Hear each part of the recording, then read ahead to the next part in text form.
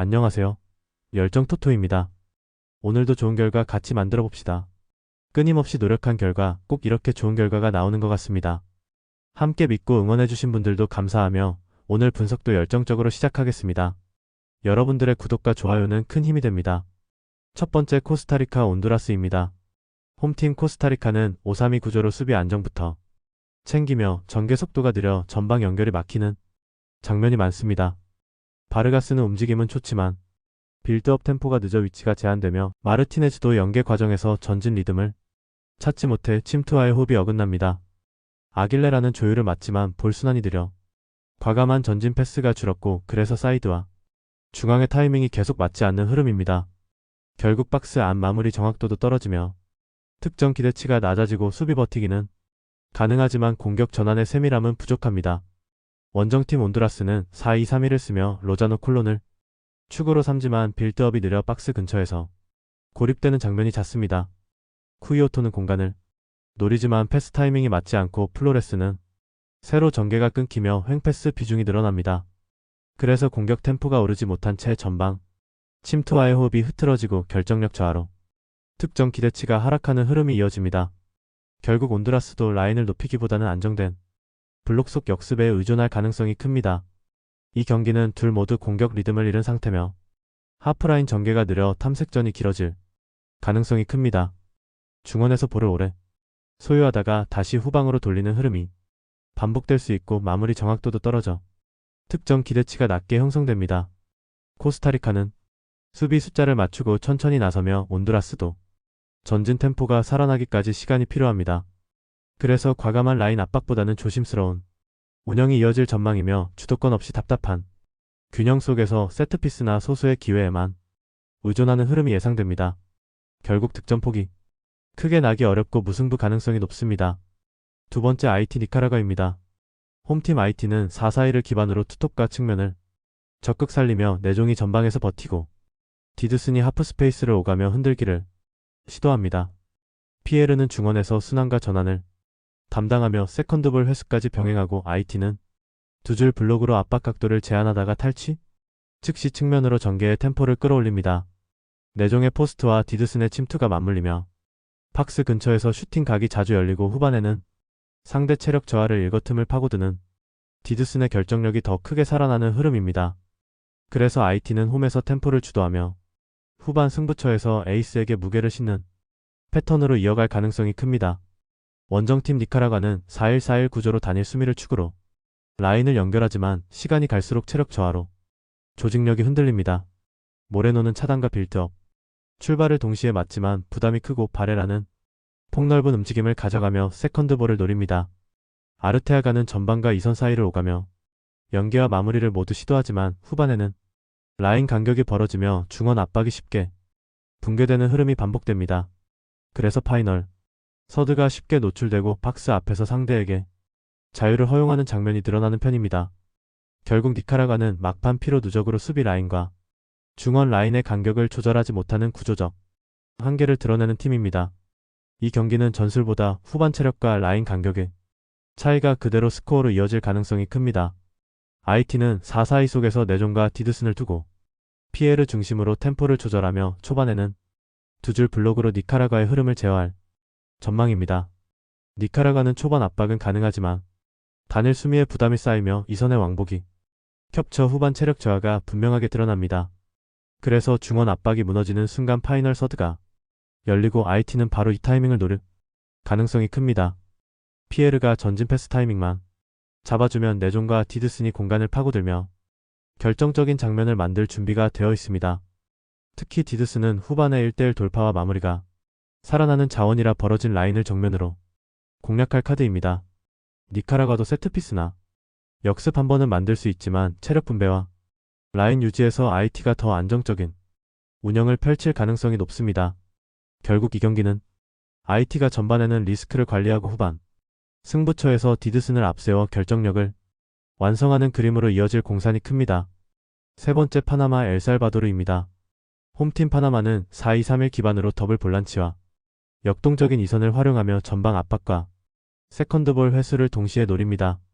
로드리게스는 좌측에서 스프린트와 컷인으로 공간을 만들고 디아즈는 측면과 중앙을 오가며 침투와 마무리를 노리는 자원입니다. 고도이는 수비형 미드필더. 라인에서 압박과 인터셉트를 책임지며 첫 전개를 안정적으로 공급해 중원의 균형을 잡습니다. 그래서 고도이가 세컨드 존을 선점하면 이선이 자유롭게 움직이며 상대 라인을 흔드는 구조가 형성되고 홈에서는 중원 장악과 전진 템포가 더 강하게 살아나는 흐름입니다. 오늘 경기에서도 파나마는 고도이를 축으로 중원을 빠르게 접수한 뒷박스 앞에서 꾸준히 슈팅 각을 만들 전망입니다. 원정팀 엘살바도르는 4-1-4-1을 쓰지만 수비 전환 시 미드필더 라인이 동시에 정렬되지 못하며 세컨드 존을 자주 내줍니다. 마우리시우는 전진 패스와 압박을 오가지만 팀 라인이 함께 움직이지 않아 혼자 넓은 지역을 커버해야 합니다. 엘리케즈는 공격 전개에서는 빠르지만 폭기가 늦어 측면과 하프 스페이스에 공간을 남기고 오르티즈는 전진 위치를 선호해 라인이 끊기기 쉽습니다. 그래서 수비 전환이 어정쩡해지면 세컨드 볼을 잃고 미들존을 허용하며 박스 앞까지 밀리는 장면이 반복됩니다. 결국 중거리와 스루 패스에 노출되는 약점이 후반으로 갈수록 더 뚜렷합니다. 이 경기는 파나마의 조직적인 4-2-3-1과 엘살바도르의 느슨한 4-1-4-1 사이에서 특히 세컨드 존 주도권이 승부를 가를 흐름입니다. 파나마는 고도이를 중심으로 더블 볼란치가 전환 속도를 끌어올리고 인터셉트 이후에는 즉시 전방으로 패스를 투입하는 구조를 준비하고 있습니다. 반면 엘살바도르는 라인 정렬이 느려 마우리시우에게 부담이 집중되며 세컨드 존에서 수적 열세가 반복됩니다. 그래서 고도이가 해당 구역을 선점하면 파나마는 미들존에서 안정적으로 공을 소유하며 박스 근처까지 자연스럽게 전진할 수 있습니다. 로드리게스는 컷인과 중거리, 디아즈는 뒷공간 침투로 마무리를 노리며 상대를 계속 흔들 전망입니다. 시간이 갈수록 엘살바도르는 세컨드볼 싸움에서 밀리고 파나마는 박스 근처에서 두세 번의 확실한 찬스를 만들 가능성이 큽니다. 홈 이점까지 고려하면 경기의 흐름은 파나마 쪽으로 서서히 기울 것이며 세컨드 존 장악력에서 고도이가 가진 영향력은 엘살바도르보다 확실히 무겁게 평가됩니다. 결국 파나마가 중원 우위를 기반으로 안정적인 승리를 노릴 수 있는 매치업입니다. 이런 분들 꼭 말 걸어주세요. 영상에 보이는 거와 같이 4가지 중 한 가지라도 해당되면 힘드실 수도 있으니 부담 갖지 마시고 아래 고정 댓글로 말 걸어주시면 됩니다. 웃으면서 재밌게 베팅합시다. 네 번째 과테말라 수리남입니다. 홈팀 과테말라는 4-3-3 기반으로 라인을 끌어올리며 점유율을 바탕으로 템포를 주도하는 팀이며 중원에서 로블레스가 방향 전환으로 흐름을 조절하면 무뇨스와 루빈이 곧바로 침투각을 잡으며 공격 속도가 살아나는 구조입니다. 루빈은 등지는 움직임과 턴 동작이 자연스럽고 박스 안에서 순간 각을 만드는 능력이 뛰어나며 무뇨스는 좌측에서 드리블과 크로스를 섞으며 라인 전체를 책임지듯 폭넓게 움직입니다. 중원은 세컨드볼 회수와 압박 강도로 리듬을 만들고 그 공을 다시 로블레스에게 연결하며 공격 루프를 반복하는 패턴이 몸에 배어 있습니다. 홈에서는 압박 강도까지 높아지며 상대를 자기 진영에 묶어두는 시간이 길어지는 만큼 박스 점령률을 꾸준히 끌어올리는 운영을 자주 보여주는 팀입니다. 원정팀 수리남은 5-3-2 전형으로 수비 숫자는 많지만 라인을 지나치게 낮춰 전개 속도가 떨어지며 중원과 전방 사이 연결이 끊기는 장면이 계속 반복되는 약점을 드러냅니다. 커크는 속도는 좋지만 팀 라인이 뒤에 있어 전환 상황마다 고립되며 케네스 역시 지원이 부족해 세컨드볼 연결이 자연스럽지 않습니다. 주비타나는 안정적인 패스를 선호해 흐름이 느려지고 패스가 3번 4번 이어지는 동안 상대가 라인을 재정비할 시간을 허용하는 패턴이 고착화되어 있습니다. 수비 블록은 숫자는 많지만 압박 타이밍이 어긋나는 순간이 잦고 라인 간격이 벌어지며 상대 플레이메이커에게 전진 패스를 내주는 장면도 빈번하게 나오곤 합니다. 원정에서는 전방 압박을 거의 시도하지 않아 역습 한두 번을 제외하면 주도권 확보가 어려운 흐름이 지속되는 팀입니다. 이 경기는 두 팀의 전개 속도 차이가 흐름을 가르는 핵심 요소가 될 전망이며 과테말라는 중원 템포를 올리며 방향 전환을 반복해 점유율을 안정적으로 가져갈 가능성이 큽니다. 반면 수리남은 전개가 느려 패스를 몇 번만 주고받아도 이미 상대가 라인을 정비해 공간이 사라지는 장면이 자연스럽게 나올 가능성이 높습니다. 그래서 과테말라는 전방 압박 리스크가 적고 볼을 잃어도 곧바로 회수해 연속 공격으로 이어갈 수 있는 구조가 형성되며 로블레스의 전진 패스가 살아나는 순간 무뇨스와 루빈의 침투가 동시에 위협을 만들 수 있습니다. 수리남의 수비 라인은 템포가 빨라지는 순간마다 간격을 조절할 틈이 부족해 뒤로 밀리는 경향이 강하고 박스 앞 공간에서도 압박 강도가 빠르게 느슨해질 여지가 큽니다. 과테말라는 홈 이점을 활용해 서두르지 않으면서도 상대를 지속적으로 몰아붙일 수 있으며 세트피스에서도 루빈과 로블레스 조합이 추가 위협을 만들 가능성이 높습니다. 결국 흐름은 과테말라가 점유율과 템포를 완전히 장악하는 방향으로 흘러가며 시간이 지날수록 박스 점령률과 슈팅 수가 한쪽으로 쏠리는 그림이 유력한 매치업입니다. 다섯 번째 트리니다드 버뮤다입니다. 홈팀 트리니다드 토바고는 4-4-2 기반으로 중원에서 탈압박 각을 먼저 만들며 측면과 중앙을 동시에 활용해 직선적인 전개 속도를 끌어올리는 팀입니다. 가르시아는 측면에서 스피드를 앞세워 라인을 끌어올리고 안쪽으로 파고들며 하프 스페이스를 지속적으로 공략하는 움직임이 돋보입니다. 몰리노는 등지는 동작으로 탈압박 각을 만들고 전진 패스를 배급하며 이선과 전방을 잇는 핵심 에이스로 기능합니다. 램퍼사드는 활동량을 바탕으로 압박과 세컨드볼을 동시에 처리하며 공을 따는 즉시 간결한 전진 패스로 템포를 빠르게 전환하는 역할을 맡습니다. 몰리노가 방향을 바꾸며 흐름을 열어주면 가르시아와 전방 조합은 박스 안에서 양질의 마무리 기회를 자연스럽게 확보하게 됩니다. 측면 미드필더들은 폭을 넓게 쓰다가 안쪽으로 침투하며 풀백의 오버래핑과 맞물려 사이드 수비를 지속적으로 흔드는 그림을 만들어냅니다. 수비 시에는 4-4-2 라인을 촘촘히 유지하고 탈압박이 성공하는 순간 몰리노를 거쳐 빠르게 전진하며 역습 속도를 극대화하는 구조입니다. 홈에서는 전방 압박과 중원 장악력을 앞세워 상대를 진영에 묶어두고 흐름을 주도하는 경향이 뚜렷하게 나타납니다. 원정팀 버뮤다는 4-1-4-1 구조로 숫자는 갖추지만 전개에서는 파핏 윌리엄스와 루이스의 개인 역량에 의존하는 경향이 강합니다. 파핏 윌리엄스는 돌파는 좋지만 팀 라인이 내려가는 경우가 많아 단독 돌파 형태가 반복되는 약점을 보입니다. 루이스는 전진을 시도하지만 지원 부족으로 선택지가 제한되고 클레몬스는 안전한 패스에 치우쳐 탈압박 구간의 변화를 만들지 못합니다. 중원은 탈압박 패턴이 단조롭고 상대 압박이 들어오는 순간 쉽게 공을 잃으며 뒤이어 역습 위기를 허용하는 구조적 약점이 있습니다. 포백은 라인을 내리고 버티지만 풀백 복귀 타이밍이 흔들리면 측면과 하프 스페이스가 동시에 열리는 장면이 자주 나옵니다. 결국 버뮤다는 수비 블록은 견고해 보일 때도 있지만 공을 소유하는 순간 전개 단조로움이 드러나며 흔들리는 시간이 길어집니다. 이 경기는 중원에서 누가 먼저 탈압박 각을 만드는지가 흐름을 좌우하고 전방 마무리 완성도에서 승부가 갈릴 가능성이 큽니다.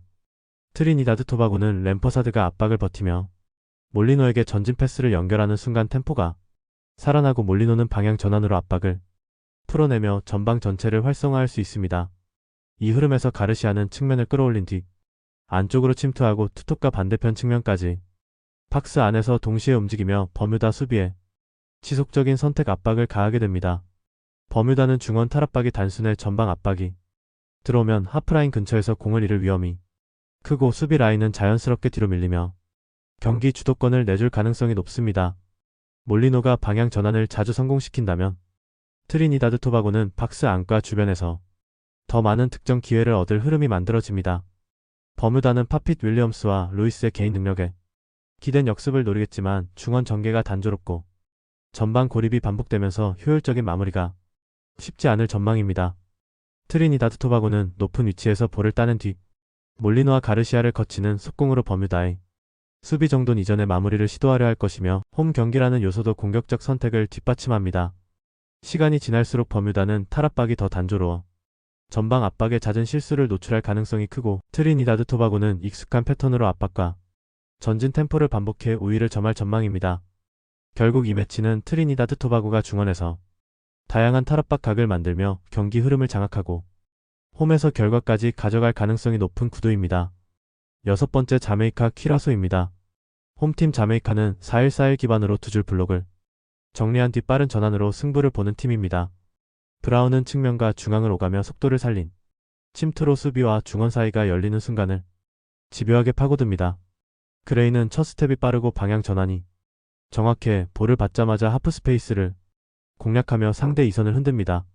러셀은 세컨드볼을 회수한 뒤 지체 없이 전방으로 찌르는 직선 패스로 흐름을 단번에 끌어올립니다. 자메이카는 라인을 과도하게 올리기보다 블록을 정돈한 상태에서 한 번의 속도를 붙이는 전환 패턴을 선호합니다. 브라운과 그레이의 빠른 움직임 덕분에 상대가 압박에 나섰다가 라인을 비우는 순간을 놓치지 않는 역습 능력이 특히 돋보입니다. 그래서 박스 깊숙이 파고들지 못해도 박스 앞 중거리 지점에서 과감하게 슈팅을 선택하는 장면이 자주 나옵니다.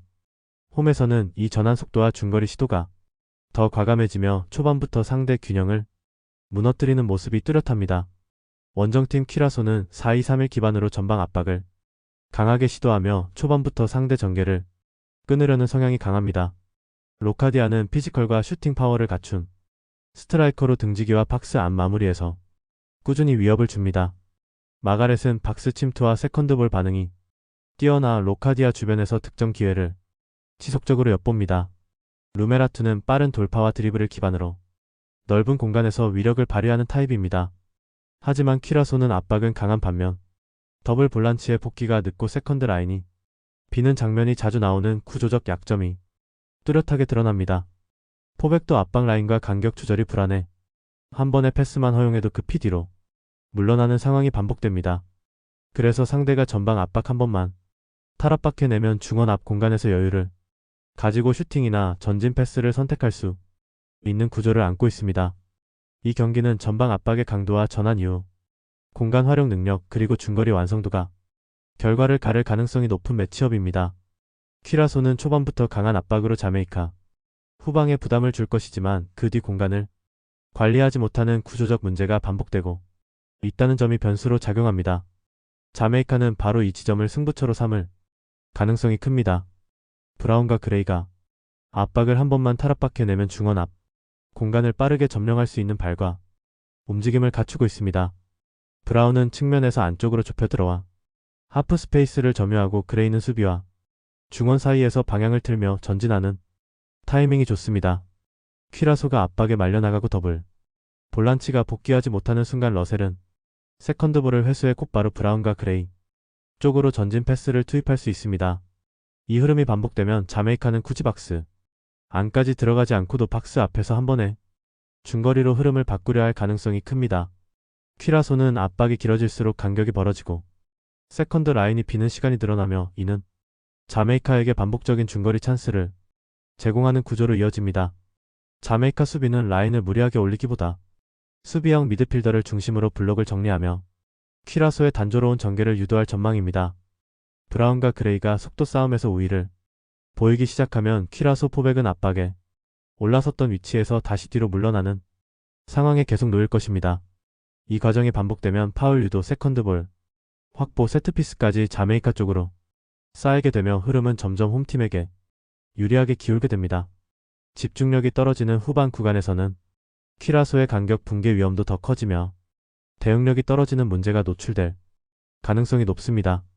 종합하면 압박 이후 세컨드 라인 관리와 중거리 대응 차이가 누적될수록 자메이카 쪽으로 기대값이 커지는 구도라고 보는 편이 합리적입니다.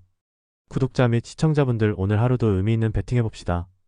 구독과 좋아요, 알림 설정 부탁드리며 조합이 힘드신 분들은 아래 고정 댓글로 말 걸어주시면 무료로 최종 조합 공유해드립니다. 모두 감사합니다.